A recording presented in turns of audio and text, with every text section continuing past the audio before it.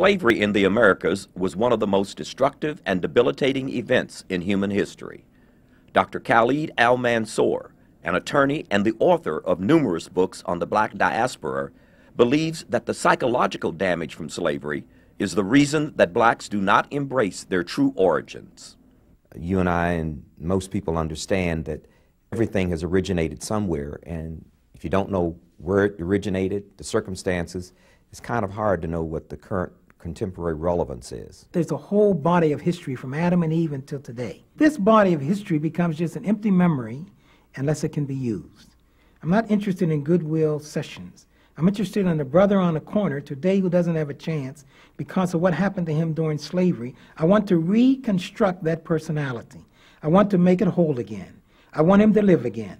I don't want him to feel superior. I want him to know where he came from. I want to know the contributions that he has made. I want to know the intellectual inclinations that his people have exhibited, and now I want him to do it today. I want him to revive that. I want him to tell his mother and his sister, rise and unite, the black man's back. I want to see it on the barbershop. I want to see internally.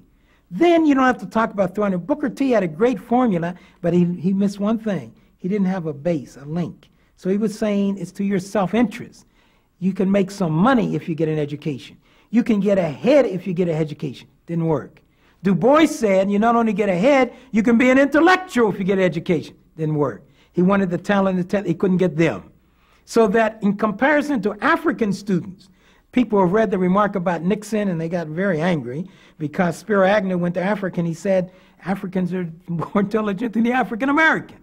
I sit on the board of a bank in Nigeria, 220 branches.